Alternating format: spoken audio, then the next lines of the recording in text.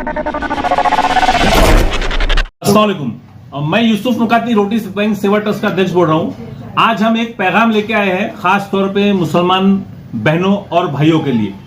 अभी आप जानते हैं पिछले हफ्ते के अंदर जो है तो खासदार का इलेक्शन औरंगाबाद शहर में हुआ, जिसके अंदर हमारे इम्तियाज जलील साहब जिसके अंदर हार गए और 2 बार इम्तियाज जलील साहब इसके अंदर जीते। एक बार आमदार जीते, एक बार खासदार जीते।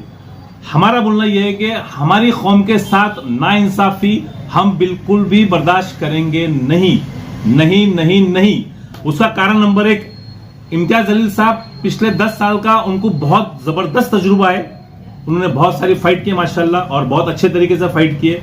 तो हमारा इम्तियाज जलील साहब को बोलना है कि आप वापस से एमआईएम पार्टी ज्वाइन करेंगे, जो पार्टी के अंदर आप है, वापस से आप एमआईएम के अंदर एमएलए के अंदर लड़ेंगे।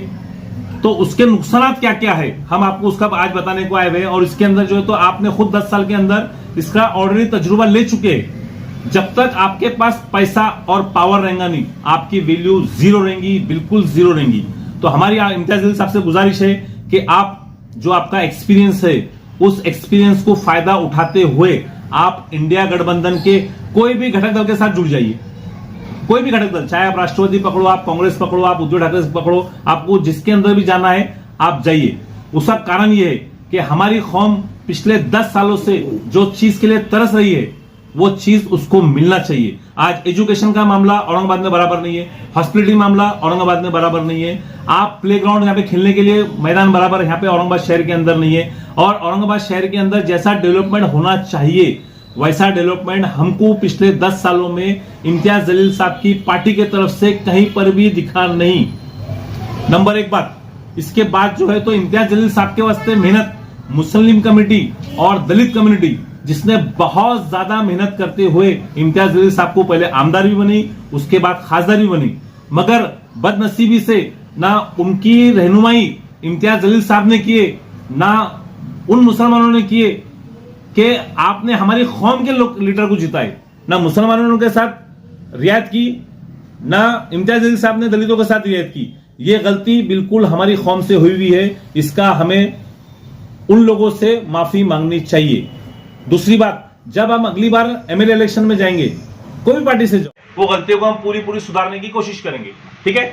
इसके बाद आप देखिए, हैदराबाद से जब असदुद्दीन अवैसी साहब औरंगाबाद आए थे, पिछले आप 10 साल पहले का आप इतिहास याद कर लीजिए। 10 साल पहले अवैसी साहब ने क्या बोले थे कि जैसा और हैदराबाद के अंदर हम लोग काम करते हैं, एजुकेशन के अंदर, मदरसों के अंदर, हॉस्पिटलिटी के अंदर और जन सेवा के अंदर जो फ्री योजनाएं हम लाते हैं, जो अवैसी साहब खुद लाते हैं, वो औरंगाबाद में पिछले 10 साल में आपको कहीं देखने मिली क्या? कहीं देखने मिली किसी को भी?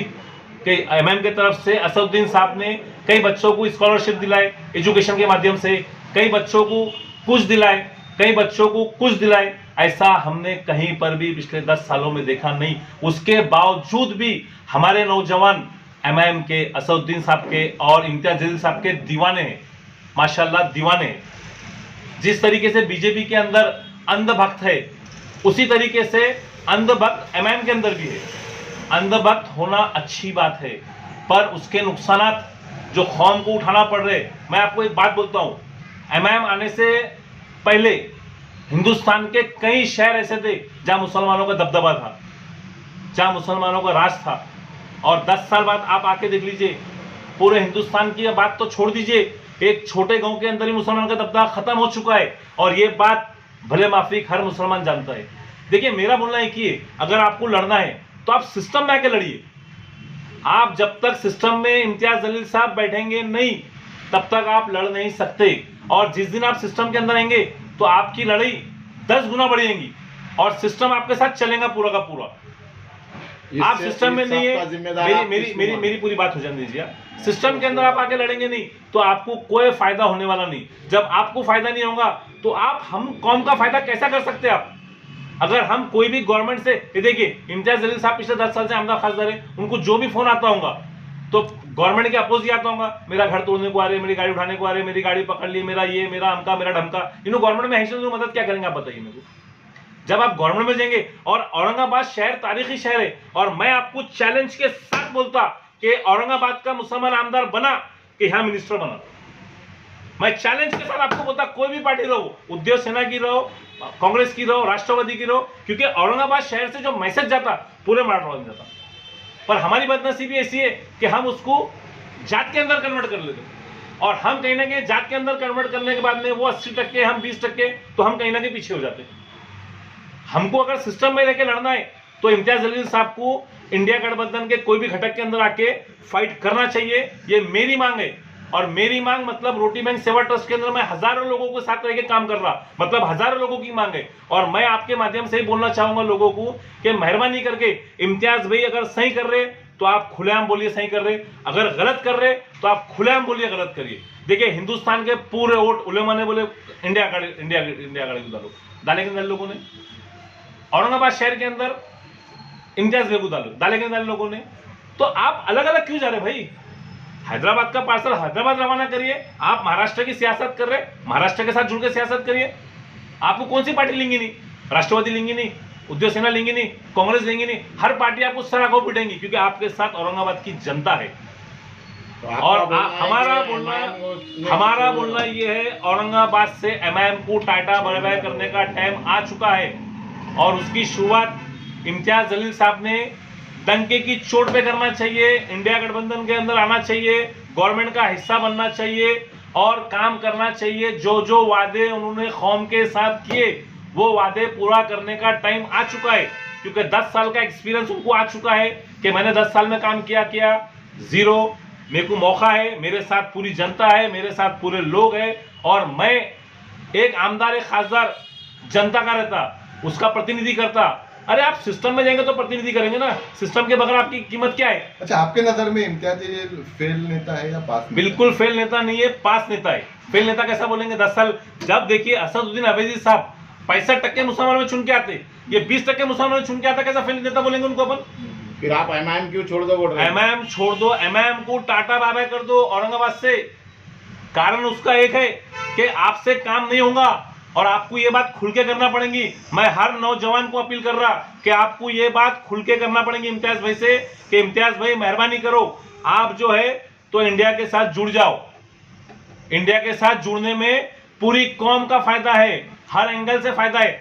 हर एंगल बताओ, मैं आपको हर एंगल का जवाब दे सकता है, आपको कौन से एंगल से फायदा नहीं है। आखिरी सवाल, जैसा लोकसभा इलेक्शन में कांग्रेस को भरपूर जो है तो महाराष्ट्र की जनता ने प्यार दिया, बिल्कुल दिया, सपोर्ट करता है कि विधानसभा इलेक्शन में भी मिलने वाला है? विधानसभा इलेक्शन के अंदर औरंगाबाद शहर की परिस्थिति थोड़ी चेंज है। वो चेंज का कारण एमआईएम पार्टी है। हम टाटा बाय बाय करो क्यों बोल रहे हैं कि आप सिस्टम में आके लड़िए ना। अगर हमारे मुसलमान भाइयों का फायदा हो रहा है तो सिस्टम में आके फायदा होगा। आप सिस्टम, खतरा किसका है? अरे 1-2 सीट से कोई खतरा रहता है? मेरी बात सुनिए, 1-2-5 सीट से किसी को खतरा रहता नहीं, बराबर है। आप खतरे की बात छोड़ दीजिए, आप बात करिए मेरी कौम के फायदे की। मैं जो बात कर रख रहा हूं तो मैं मेरी कौम के फायदे की बात कर रहा हूं, और हजारों लाखों लोग ऐसे जो ये बात करने पे मजबूर है, मगर खुल के बात नहीं कर रहे। अरे खुल के बात करो ना। इम्तियाज भी हमारे घर के बाहर के थोड़ी है। अगर इम्तियाज भी गलत करे तो हम सबका फर्ज बनता है कि भाई इम्तियाज भी आप मुसलमान आपके साथ है, आप ये काम नहीं ये काम करिए, ठीक है। 10 साल पहले जो होगा उसको छोड़ दीजिए, मगर आज तो ये काम करने का मौका ही ना हमारे पास में। सीधा ये कहना है कि उन्होंने एमआईएम को बाय बाय कर दिया। इन्होंने हैदराबाद पार्टी को बाय बाय करना, महाराष्ट्र पार्टी कोई भी पकड़ना उन्होंने, बराबर है, कोई भी पार्टी पकड़ना, पूरे मुसलमानों को सपोर्ट करना। वो चुन के आते, मिनिस्टर बनते, हमारे लोगों का कल्याण करते। वो चुन के नहीं आएंगे, गवर्नमेंट में नहीं आएंगे, लोग देखेंगे इम्तियाज भाई बन गए, खलिया बिरयानी खाएंगे। हम खलिया बिरयानी खिलाने को आमदार खासदार नहीं बनाते, हम आमदार खासदार बनाते हमारा सिस्टम चेंज करने को, हमारे आने वाले बच्चों के भविष्य को, हमारे बहनों के वास्ते हम बनाते उनको आमदार खासदार। हम उनके बिरयानी खलिया खाने का थोड़ी बिरयानी आमदार बनाते, खासदार बनाते। एक मिनट, आप बोल रहे हैं कि मुसलमान सपोर्ट करना इंडिया गठबंधन। हाँ। मुसलमानों को टिकट क्यों नहीं दिया इंडिया गठबंधन? देखिए मेरी बात, आप सुनिए, बोलिए। क्या गारंटी है कि आमदार में भी मुसलमानों को टिकट देंगे इंडिया गठबंधन? आप बताइए। अभी आपका बोलना है 48 के अंदर 48 हिंदू दिए। हाँ। ये कॉम्प्रोमाइज करने का टाइम है। आप बात समझिए, हर जगह मेरी बात सुनिए, अपने को सबसे पहले सिस्टम में जाना पड़ता। हाँ। सिस्टम में जाके लड़ना पड़ता। अगर मैं आपको बोलता हजौस्ता, सुनिए हजौस्ता वंदे मातरम होता, वंदे मातरम वाले 45 साल लड़े हिंदू लोग, तब जाके उनको वंदे मातरम हल मिला। हमने 7-8-10 साल लड़े तब हमको मिला, हमने बहुत कम लड़े। आपको लड़ना पड़ेंगे सिस्टम में जाने के लिए। तो इसका मतलब हर जगह मुसलमान नहीं झुकना। हाँ। नहीं झुकने का विषय है उसके अंदर। नहीं, आप गलत बोल रहे हैं। ये मेरी बात सुन लीजिए, जो आइडियोलॉजी रहती कांग्रेस की आइडियोलॉजी, राष्ट्रवादी की आइडियोलॉजी, वो आइडियोलॉजी को अपना मुस्लिम संरक्षण टिकट मिलते देंगे। मिलता। आप देखिए मेरी बात समझ लीजिए, आप टिकट देके जीत के आना बोलते क्या? हाँ। क्यों भाई? कांग्रेस पार्टी ने तो वजाद मिर्जा को मैंने नहीं किया एमएलसी के अंदर, वो भी देखते हैं ना। आगे भी। आप मेरी बात सुन लीजिए, आगे भी। मेरी बात सुन लीजिए। आपको घर के अंदर जाके लड़ो ना। कांग्रेस पार्टी, राष्ट्रवादी पार्टी एक घर है, इसमें बैठ के लड़िए ना आप इसके अंदर। बहुत सारे मुस्लिम नेता भी थे ना पिछले बारी को। तो अच्छा, नेता खत्म किसकी वजह से हुई? आखिरी में चलते नहीं, हुए बता दीजिए कि पिछली बार आप कैंडिडेट भी रह चुके हाँ, हैं विधान हाँ। में, इस बार फिर से इरादा है? अगर मेरी कौम मेरे साथ खड़ी तो मैं सबसे आगे खड़ा रहूंगा। मेरी कौम मेरे साथ खड़ी तो सबसे आगे यूसुफ मुकाती खड़े रहेंगे उसके अंदर। Okay, thank you. Thank you. बहुत धन्यवाद सर।